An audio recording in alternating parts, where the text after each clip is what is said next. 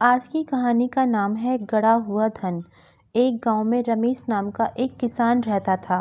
उसके 4 बेटे थे। रमेश अपने खेतों में बहुत मेहनत करता था, लेकिन रमेश के चारों बेटे बहुत ज़्यादा आलसी थे। वह कभी भी खेतों में काम करने के लिए नहीं जाते थे।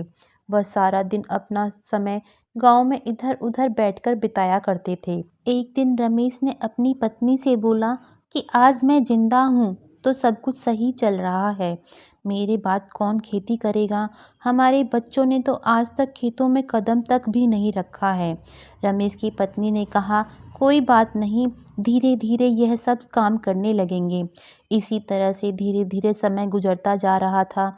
एक दिन रमेश की अचानक से तबीयत खराब हो गई और वह बहुत ज़्यादा बीमार पड़ गया।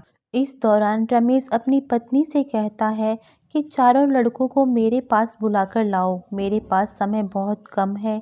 इतना सुनने के बाद रमेश की पत्नी अपने चारों लड़कों को उनके पिता के पास बुलाकर लाती है। रमेश इस बात से बहुत चिंतित था कि उसके बाद उसके लड़कों का क्या होगा, इसलिए उसने अपने चारों लड़कों को अपने पास बैठाकर कहा, मेरे पास जितना भी कमाया हुआ धन था, मैंने वह सारा धन अपने खेतों में गाड़ दिया था। जब मैं इस दुनिया में ना रहूं, तो मेरे बाद तुम खेतों में गाड़ा हुआ सारा धन निकाल कर आपस में बांट लेना। इतना सुनने के बाद रमेश के चारों बेटे बहुत खुश हुए। इसके कुछ समय बाद रमेश की बहुत ज़्यादा बीमार होने की वजह से मृत्यु हो गई। रमेश की मृत्यु के कुछ दिन बाद उनके चारों बेटे खेत में गाड़े हुए धन को खोदने के लिए निकल गए। खेत में पहुंचने के बाद चारों बेटों ने पूरा खेत खोद डाला, लेकिन उसमें से किसी को भी धन नहीं मिला। इस बात से वह चारों बहुत निराश हुए और उन्होंने घर आकर अपनी माँ से कहा कि पिताजी ने खेत में जो गाड़े हुए धन के बारे में बताया था, वह एक झूठ था।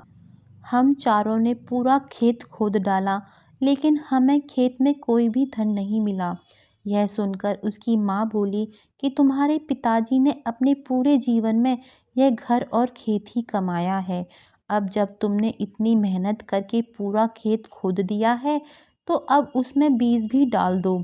इसके बाद चारों बेटों ने खेत में बीज बो दिए और माँ के कहे गए अनुसार खेत में समय पर पानी और खाद डालने लगे।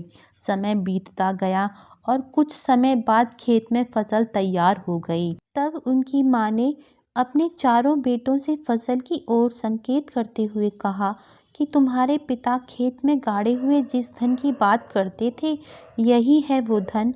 अब इस फसल को काटो।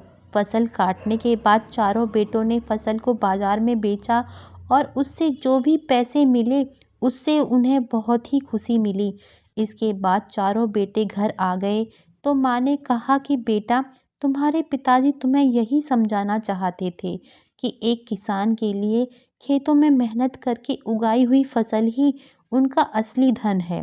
इसके बाद चारों बेटे अपने खेतों में बहुत मेहनत करने लगे।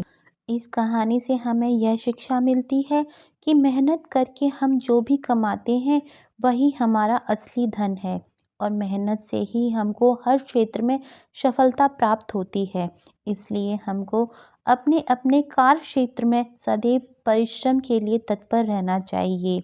आज की कहानी आपको कैसी लगी? कृपया कमेंट करके ज़रूर बताएं और ऐसी ही प्रेरक कहानियाँ सुनने के लिए हमारे इस चैनल को सब्सक्राइब करें और वीडियो के डिस्क्रिप्शन में हमारे टेलीग्राम ग्रुप का लिंक है, वहाँ से आप हमारा टेलीग्राम ग्रुप ज़रूर ज्वाइन करें।